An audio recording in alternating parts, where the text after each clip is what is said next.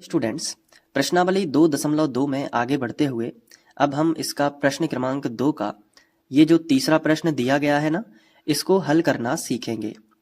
तो सबसे पहले तो सवाल पढ़ना है। इसमें हमें एक द्विघात बहुपद ज्ञात करना है और द्विघात बहुपद ज्ञात करने के लिए एक सूत्र याद करना पड़ता है। वो सूत्र है एक्स वर्ग minus alpha plus beta x plus alpha into beta. ये सूत्र अगर आपको याद है तो ये सवाल आप पे बन जाएगा। देखो क्यों बन जाएगा, क्योंकि यहाँ पे शून्यकों का योग हमें दिया गया है और गुणनफल हमें दिया गया है।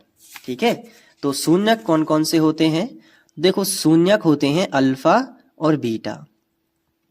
ठीक है, तो शून्यकों का योग का मतलब होता है अल्फा प्लस बीटा और शून्यकों के गुणनफल का मतलब होता है अल्फा इंटू बीटा।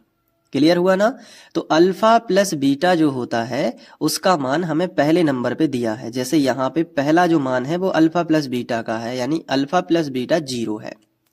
दूसरा जो मान है वो है अल्फा इंटू बीटा, वो है √5। ठीक है, तो ये दोनों मान हमें दिए गए हैं। तो अब हम क्या करेंगे सिंपली कि ये जो द्विघात बहुपद का ये जो सूत्र होता है ना, जिससे हमें द्विघात बहुपद प्राप्त होता है, इसमें जहां अल्फा प्लस बीटा रखा है उसकी जगह पे हम 0 रख देंगे और जहां अल्फा इंटू बीटा रखा है उसकी जगह पे हम करणी 5 रख देंगे और आपका आंसर आ जाएगा। समझ पा रहे हो ना? चलिए शुरुआत करते हैं। तो सबसे पहले जो हमें दिया है हम वहीं से स्टार्ट करेंगे। तो हम लिखेंगे दिया है और ये है शून्यकों का योगफल। तो थोड़ा अच्छे से हमें लिखना होता है एग्जाम में, तो हम नीचे लिखेंगे शून्यकों का योगफल। ये देखो, और योगफल मतलब धन, तो शून्यक होते हैं अल्फा और बीटा। तो कोष्टक में ये लिख लेना, कोष्टक में लिख लेना अल्फा प्लस बीटा और बराबर का चिन्ह लगा लेना। ठीक है, ये हो गया। और कितना दिया गया है शून्यकों का योगफल? 0 है, तो 0 लिख लो। आगे बढ़ जाओ। अब ये गुणनफल दिया गया है तो नीचे फिर से हेडिंग डालेंगे शून्यकों का गुणनफल। अब यहाँ पे गुणनफल है तो अल्फा इंटू बीटा लिख लेना।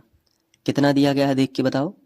करणी 5, करणी 5 लिख लो। ठीक है, अब बहुपद ज्ञात करना है तो हेडिंग लगाएंगे, इसलिए द्विघात बहुपद बराबर फॉर्मूला होता है एक्स वर्ग minus alpha plus beta x plus alpha into beta. चलो बराबर के नीचे बराबर लगा दो। एक्स वर्ग ज्यों का त्यों माइनस ज्यों का त्यों, अल्फा प्लस बीटा कितना है? 0, तो 0 और into x plus alpha into beta कितना है? करणी 5, तो करणी 5 लिख दो। अब 0 का गुणा एक्स में करोगे तो 0 ही आएगा, तो एक्स वर्ग प्लस करणी 5 ये आंसर आ जाएगा। यही द्विघात बहुपद होगा।